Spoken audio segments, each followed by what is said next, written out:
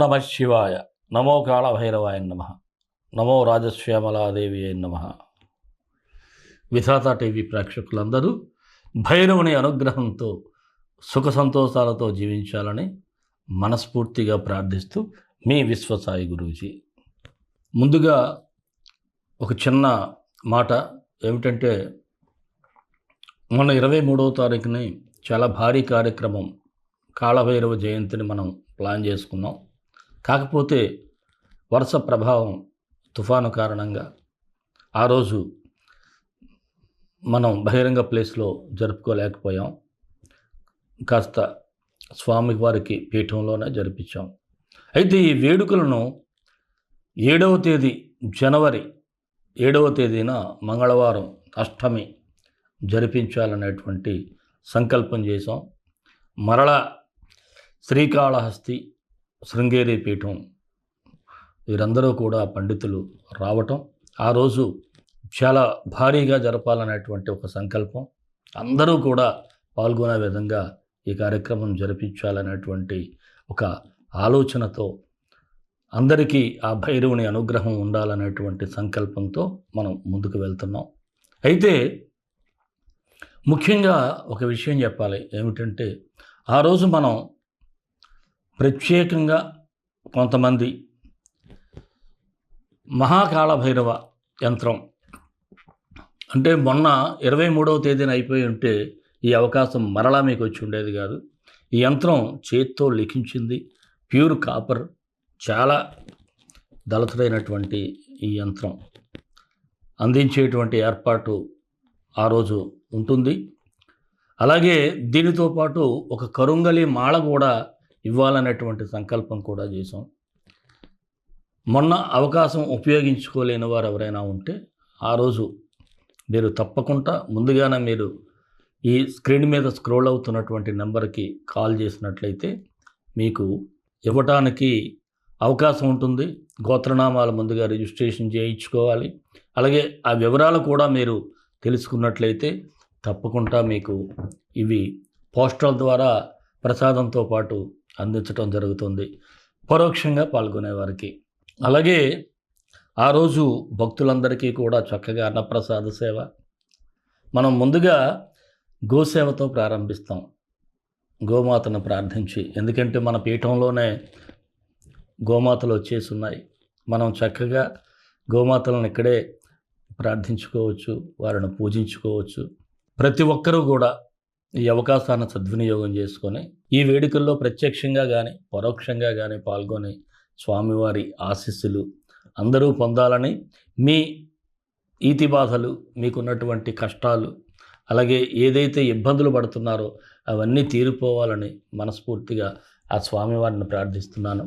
అలాగే కింద ఇచ్చేటువంటి నెంబర్కి, స్క్రోలింగ్ అవుతున్నటువంటి నెంబర్కి మీరు వాట్సాప్ చేసినట్లయితే దీనికి సంబంధించి వివరాలన్నీ తెలియజేయబడతాయి. అలాగే ఈ ప్రోగ్రాం అంతా కూడా యూట్యూబ్ లైవ్ కూడా ఇవ్వటం జరుగుతుంది. మీరందరూ మీ ఇంటి దగ్గర నుంచే హ్యాపీగా తిలకించవచ్చు. స్వామివారి అభిషేకం కనులారా చూడవచ్చు. స్వామివారికి అత్యంత వైభవంగా అభిషేకం, అలాగే అలంకరణ, అర్చన, అలాగే పాశుపత రుద్రహోమం, ఇవన్నీ మీరు లైవ్ ద్వారా మీరు ఇంటి దగ్గర నుంచే తిలకించవచ్చు.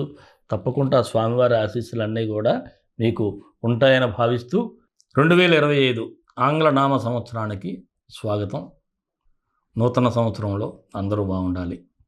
అలాగే 2025లో మంచి ఫలితాలు కూడా రావాలంటే నేను చెప్పినట్లు ఈ కాళభైరవ ఈ మహోత్సవ కార్యక్రమంలో పాల్గొనండి, ఈ రుద్రహోమంలో పాల్గొనండి. తప్పకుండా భైరవుని యొక్క ఆశీస్సులు 2025 మీకు తప్పక కలిసి వచ్చేటువంటి అవకాశాలు ఆయన ఇస్తాడు. ఆయన దీవెనలు అందరూ అందుకోవాలని మనస్ఫూర్తిగా కోరుకుంటున్నాను. ఇంకొక మాట ఏమిటంటే, మనకి సంక్రాంతి పండగ వచ్చేస్తుంది. భోగి, సంక్రాంతి, కనుమ, ముక్కనుమ అందరికీ కూడా సంక్రాంతి శుభాకాంక్షలు. మీరందరూ కూడా సంక్రాంతి సంబరాలు ఆనందంగా హాయిగా జరుపుకోవాలని మనస్ఫూర్తిగా ప్రార్థిస్తున్నాను. మరి మన వీడియోలు మీకు నచ్చుతాయని భావిస్తాను. నచ్చితే ఒక చిన్న లైక్ చేయండి. మీరు మన వీడియోలో లైక్ చేశారనుకోండి, మీకే ఒక భైరవ ఆశీస్సులు.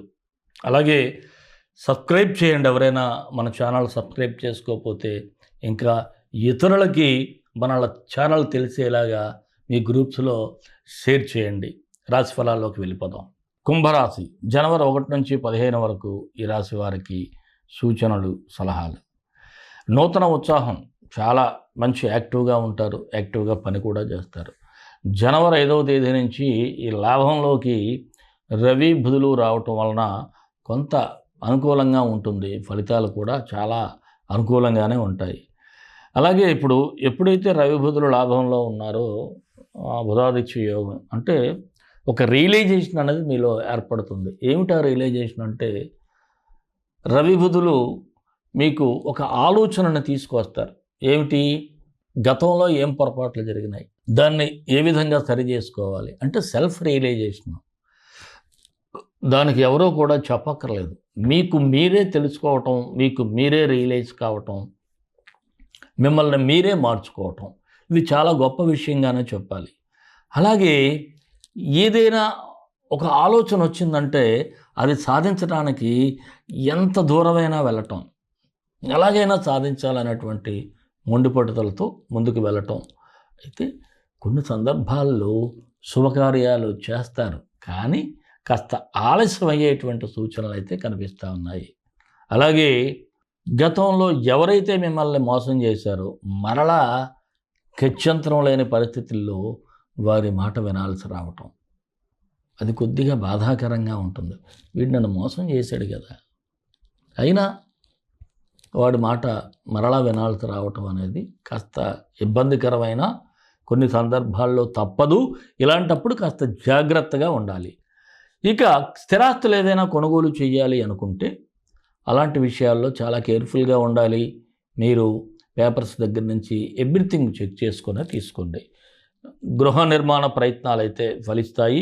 రుణ ప్రయత్నాలు మాత్రం అంత తొందరగా మీకు ఈజీగా రుణం దొరకటం అనేది కాస్త ఇబ్బందిగా ఉంటుంది. ఇక కోర్టు వ్యవహారాలు అయితే ప్రస్తుత పరిస్థితులు అనుకూలంగా లేవు కాబట్టి కాస్త వాయిదా వేసుకోవటం మంచిది. అలాగే కుటుంబ సభ్యులతో మాట్లాడేటప్పుడు మాత్రం ఏదైనా వారు చెప్పింది శాంతం వినాలి. వినకుండా మధ్యలోనే మీరు వాదనకు దిగటం, లేకపోతే మధ్యలోనే కట్ చేయటం, మరలా మీరు దాన్ని ఏదో విధంగా అటు తిప్పి ఇటు తిప్పి చెప్పటం, అలా కాదు ఇలా కాదు అని చెప్పటం, ఇవన్నీ తప్పుడు ఇదనమాట. ఎదుటి వాళ్ళు ఏం చెప్తున్నారో వినండి. ముందు వింటే కదా మీకు అర్థమయ్యేది. వినేటట్టుగా చేయండి. అలాగే విదేశీ ప్రయత్నాలు కాస్త ఫేవరబుల్గా ఉంటాయి, అనుకూలంగానే ఉంటుంది. ఇక వివాహ ప్రయత్నాలు కూడా ఫలిస్తాయి. నిరుద్యోగులకైతే అవకాశాల కోసం కాస్త శ్రమించాల్సినటువంటి పరిస్థితి ఉంటుంది. రాజకీయ రంగంలో ఉన్నవారికైతే చాలా బాగుంది. మీ ప్రత్యర్థులు ఏం చేస్తున్నారో, వాళ్ళ ప్రణాళికలు ఏమిటో అన్నీ మీరు ముందే కనిపెట్టేసి వాళ్ళకి మీరు అనుకోకుండా ఎదురెళ్ళటం వలన మిమ్మల్ని చూసి జడుచుకునేటువంటి పరిస్థితులు కూడా ప్రత్యర్థులకు ఉంటాయి. ఉద్యోగస్తులకైతే అంతా బాగానే ఉంది, అన్ని పనులు సక్రమంగానే చేసుకుంటారు. చిన్నపాటి తొందరపాటు అప్పుడప్పుడు, దానివలన అక్కడక్కడ పొరపాట్లు జరుగుతాయి. మరి జాగ్రత్తగా అక్కడ ఉంటే సరిపోతుంది. ఇక వ్యాపారస్తులకైతే యావరేజ్గా ఉంటుంది. ఆశించినంత లాభాలు అయితే ఉండకపోవచ్చు. అలాగే నూతన పెట్టుబడులకైతే ఇది గుడ్ టైం కాదు. అవసరం అనుకుంటే మీ వ్యక్తిగత జాతకాన్ని చూపించుకోండి. ఇక జాయింట్ బిజినెస్ చేసేవారికి పర్వాలేదు, బాగానే ఉంది. కొత్త అగ్రిమెంట్స్ చేసుకునే అవకాశం ఉంది. అలాగే ఫారిన్ కంట్రీస్లో కూడా మార్కెటింగ్ డెవలప్ చేయాలి అనుకునే వారికి అయితే చక్కగా ఉంది. ప్లానింగ్స్ కూడా చాలా బాగుంటాయి. షేర్ మార్కెట్కి అయితే దీర్ఘకాలిక పెట్టుబడులకు ఇది మంచి సమయంగానే చెప్పాలి. చిరు వ్యాపారస్తులకైతే శ్రమతో కూడినటువంటి లాభాలు ఉంటాయి. కళారంగం వారికి కాస్త ప్రోత్సాహకరంగా ఉంది. టీవీ, సినీ, ఇతర స్టేజ్ ఆర్టిస్టులకు కూడా బాగానే ఉంది. ఆరోగ్యపరంగా చూసినట్లయితే కాస్త జాగ్రత్తగా ఉండాలి. సమయానికి ఏంటంటే షుగర్, బీపీ ఇలాంటి లాంగ్ టర్మ్ డిసీజెస్ ఉంటే సమయానికి మందులు వేసుకుని వేళకు ఆహారం తీసుకుంటే పర్వాలేదు. విద్యార్థులకైతే చాలా బాగుంది. పెద్దల సలహాలు తీసుకుంటారు.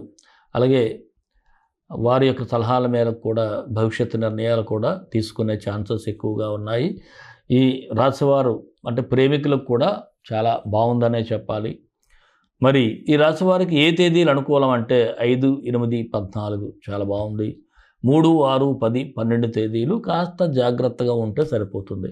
మరి కుంభరాశి వారికి మరిన్ని మంచి ఫలితాల కోసం విశ్వగురు సక్సెస్ మంత్రాలు పఠించండి, విజయాలు సాధించండి. ఈ రాశివారు కుజగ్రహానికి పరిహారం చేసుకోవాలి. కుజుడికి ఏమిటి? కుజ గాయత్రి మంత్రం చదివితే సరిపోతుంది. ఉదయం సాయంత్రం 18 టైమ్స్. తత్పురుషాయ విద్మహి శిఖధ్వజాయ ధీమహి తన్నో స్కంధ ప్రచోదయాత్. ఈ మంత్రాన్ని 18 సార్లు ఉదయం సాయంత్రం చదువుకుంటే చాలా బాగుంటుంది. మీకు ఆ కుజుని యొక్క అనుగ్రహం ఉంటుంది. అలాగే ఓం శరవణ భవాయ నమః అది కూడా చదువుకోండి. డిస్క్రిప్షన్లో ఇవ్వటం జరుగుతుంది.